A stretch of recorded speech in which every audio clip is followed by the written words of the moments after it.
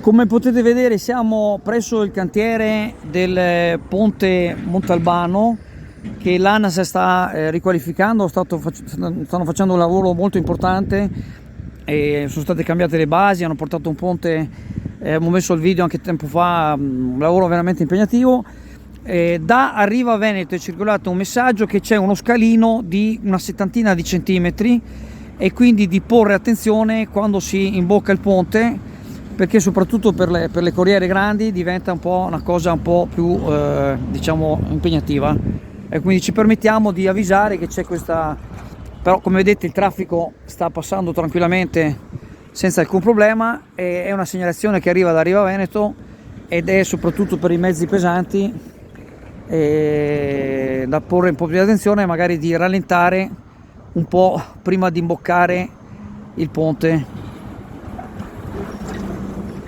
Ecco, c'è il camion che stanno rallentando.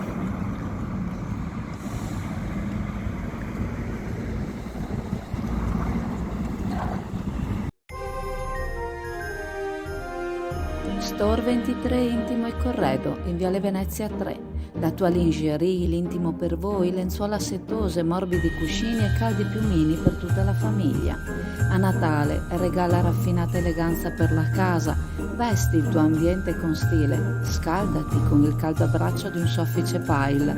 Store 23 Intimo e Corredo, pensa ai tuoi regali di Natale.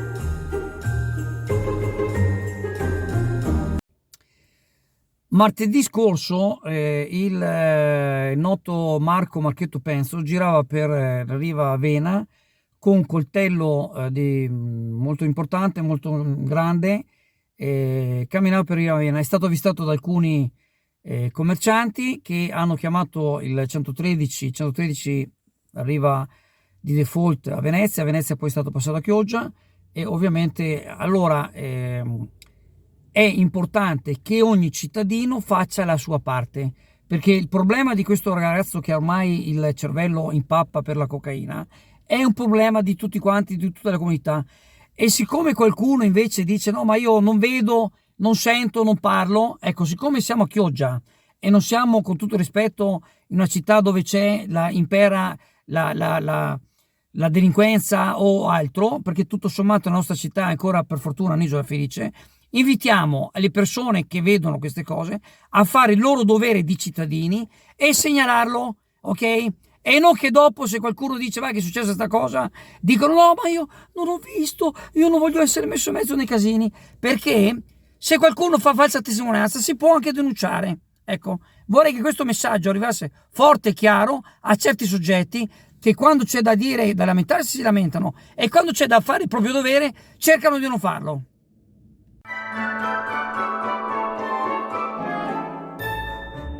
Da Naima, la profumeria in Corso del Popolo a Chioggia, trovi i più bei regali di Natale, profumi chic, linee beauty per lei e per lui, per dare risalto al tuo fascino. Su tanti cofanetti avrai il 30% di sconto e ogni giorno una sorpresa dedicata alla tua bellezza. A Natale chi ama sceglie Naima. Naima, la profumeria in Corso del Popolo a Chioggia.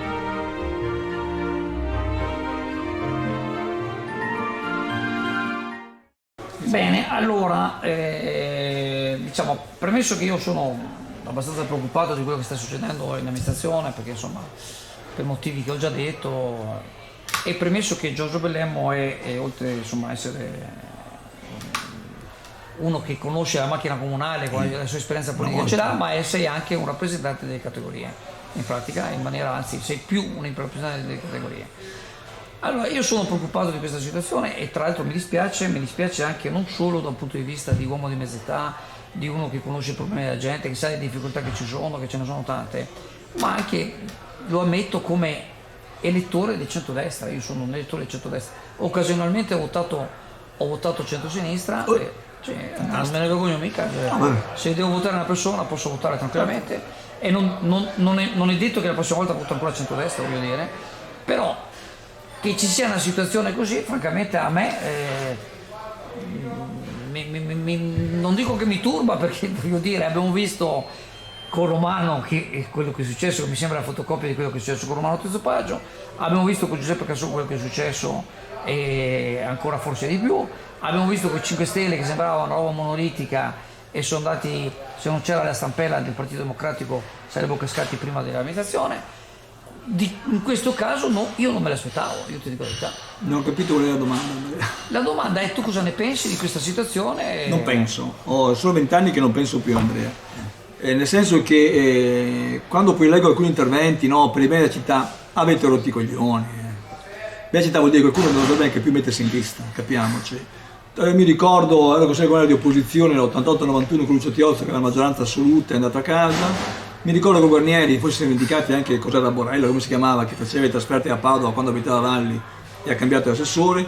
Mi ricordo quello con Romano Tiozzi che ha cambiato assessore, come hai detto tu sostanzialmente, Andrea. Quindi non vedo questo grande dramma. Quello che leggo oggi, e mi riporta un po' ai tempi di Todaro, quando c'era Forza Italia 1 e Forza Italia 2, no, la vendetta, siamo a Forza Italia 1 e Forza Italia 2. Quindi io vedo questo momento qua. Dov'è la crisi? La crisi c'è la Forza Italia probabilmente. Una crisi di identità, una crisi di rappresentanza, è una questione loro, Andrea. Dopodiché il sindaco manda via un assessore, uso un termine brutale, però perché c'è più un rapporto fiduciario, deve giustificarlo, forse sì, forse no, c'è un rapporto fiduciario, Andrea, quando manca quello, agli altri di quello che poi uno va a pensare. Massimiliano ha fatto un'altra scelta, d'altronde io credo che questa città, con questa amministrazione, non ha avuto un'assessore urbanistica, e viene fatto un incontro, da me sollecitato, come Ascot, Andrea, addirittura a gennaio 2022, fatto un incontro già nel 2023 con tutte le altre categorie, l'unica volta che ha avuto un contatto con l'assessore urbanistica. Ha avuto un assessore di edilizia in questa città, privata Andrea, perché se tu vai in giro, vedi i disastri di questa città.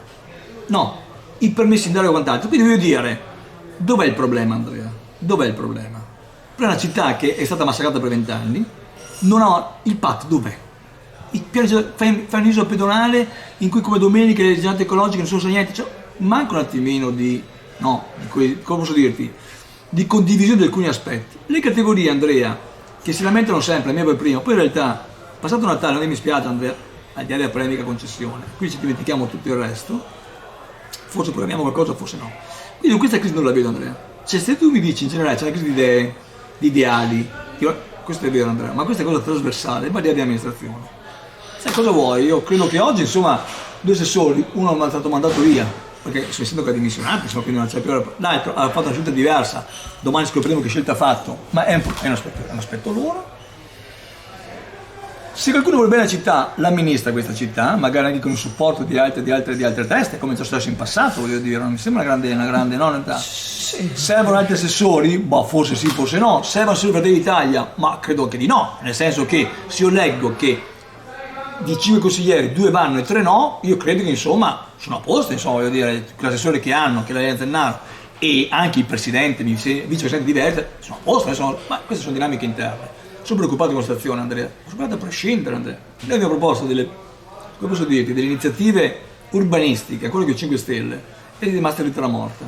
Con questa amministrazione forse si riprenderà a discutere, però non c'era una sintonia in qualche maniera. Dico, io non ho avuto rapporti sull'urbanistica, perché secondo me c'è stato un assessore di edilizia privata. Ho capito. E ti metto con il trattino, capito questa cosa qua? Che forse da capire. Tu sai che con la giunta Todaro c'era l'assessore Eliano, dico ogni volta, che faceva la guerra ai geometri, perché riteneva che non potessero fare certi interventi edilizi, con la giunta Armelao faceva fare interventi edilizi a chi non è neanche geometri, quindi siamo fantastici, abbiamo una fantasia meravigliosa. Una città che a differenza di Jesolo perde abitanti e costruiamo in maniera forsennata, devastante, e devastiamo il territorio. Facciamo nascere come funghi di B&B che B&B non sono, qui ma controlli, Andrea, quindi non che stiamo a dire, non vedo la crisi, vedo la crisi delle teste, no? Poi cosa vuoi? C'è un'opposizione, sicuramente sì, però quando l'opposizione, capito, ti difende il vice sindaco e ti attacca Elena Zennaro, tu cominci a pensare, è un'opposizione o è la lunga manus di una parte della maggioranza, oggi non più maggioranza? Ma non lo so. Buon pranzo. La novità di quest'inverno 2023-2024 è l'aperitivo dopo lavoro, che non è altro che un happy hour dedicato a chi dal lunedì al venerdì finisce di lavorare tra le 18 e le 20 e magari vuole prendersi un momento di pausa, un aperitivo con gli amici o con i colleghi e spendere il giusto, per cui proponiamo dalle 18 alle 20 dal lunedì al venerdì lo spritz, il prosecco e la birra tutto a 3 euro, visto anche i momenti un po' di crisi degli stipendi, veniamo incontro un po' al mondo del lavoro. Abbiamo una grandissima piazza di fronte con il parcheggio accessibile a tutti, oltretutto anche il sabato e domenica nel dopo cena per i nostri cocktail, i nostri drink. Ancora una volta la Regione del Veneto approva il bilancio di previsione triennale prima in Italia e ancora una volta la Regione del Veneto dopo 14 anni non applica addizionale IRPEF, rinunciando a centinaia di milioni di euro che rimangono nelle tasche dei veneti. E nonostante questo continua ad investire, continua a far crescere il Veneto con iniziative importanti, sostenendo sviluppo, in particolar modo finanziando la programmazione europea 21-27. Nel corso di questi 7 anni 2 miliardi di euro arriveranno in Veneto e grazie al cofinanziamento della Regione potranno dare aiuto alle famiglie, al sociale e alle imprese. In più iniziative legate anche allo sviluppo del territorio, penso al finanziamento al velodromo di Spresiano che darà comunque lustro alla nostra regione diventando un punto di riferimento del ciclismo. Ma attenzione anche al tema sanitario con un ulteriore stanziamento di 750.000 euro per un farmaco per i diabetici e 850.000 euro per le borse di studio che ci permette di raggiungere la quota prevista dalla Regione e cercheremo in futuro, nel corso del 24, di implementare ulteriori queste risorse. Quindi un bilancio serio, rigoroso come i tempi impongono, ma anche fiducioso di continuare a far crescere un Veneto che va più forte di tutte le altre regioni d'Italia. Dal 1978 a Borgo San Giovanni a Chioggia la pasticceria Serenissima propone la sua caffetteria, la sua pasticceria artigianale, dolce e salata e le gustose torte per tutte le occasioni e ricorrenze. Gusta la tua colazione alla pasticceria Serenissima con la sua selezionata caffetteria e le sue brioche artigianali. A Natale poi non possono mancare i gustosi panettoni e i pandori artigianali e l'eccezionale tronchetto. Pasticceria Serenissima a Borgo San Giovanni a Chioggia. Venezia si è unita al programma internazionale Cities Changing Diabetes per fronteggiare la diffusione crescente del diabete e dell'obesità. L'iniziativa, promossa dallo Steno Diabetes Centers di Copenaghen in collaborazione con diverse istituzioni, è sostenuta da Novo Nordisk. Quest'iniziativa mira a rendere la salute una priorità nelle agende cittadine, cercando di migliorare appunto la salute dei cittadini in risposta al diffondersi di malattie croniche come il diabete e l'obesità. L'annuncio è stato fatto durante una conferenza stampa a Ca' Farsetti da parte di Health Cities Institute, FESDI, Federazione delle Società Scientifiche di Diabetologia, e il Comune di Venezia.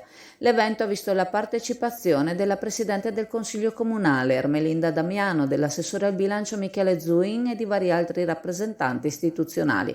Secondo le stime più recenti, nella città metropolitana di Venezia ci sono circa 50.000 persone affette da diabete, con 15.000 solo nell'area urbana. Michele Zuin, assessore al bilancio, ha sottolineato il ruolo cruciale che Venezia può giocare nell'essere coinvolta in questo progetto, evidenziando l'importanza di promuovere la salute come priorità attraverso iniziative locali. Damiano, presidente del Consiglio Comunale, ha sottolineato l'impegno costante del Comune a sostegno della salute dei cittadini, collaborando per la sensibilizzazione e la prevenzione. L'Italia, dove il progetto è coordinato dall'Health Cities Institute in collaborazione con ANCI e la rete C14+, è un punto di riferimento per il progetto Cities Changing Diabetes. L'adesione di Venezia come città partner, iniziata con la firma del sindaco Brugnaro dell'Urban Diabetes Declaration nel maggio del 2022, è di rilievo non solo a livello nazionale ma anche internazionale. Attualmente il progetto coinvolge 200 partner in 46 città e 24 paesi, toccando una popolazione complessiva di quasi 250 milioni di persone. Solo alla farmacia San Giovanni a Borgo San Giovanni potrai entrare in una speciale comfort zone, la cabina per la tua bellezza. Ti potrai rilassare e prenderti del tempo per te, accudita da Alessandra, che userà per te le creme più adatte per darti energia, vigore, relax. L'idea regalo di questo Natale: una seduta in cabina beauty, una coccola per la persona che ami e a cui tieni. Solo alla farmacia San Giovanni a Borgo San Giovanni, aperta tutte le domeniche mattina.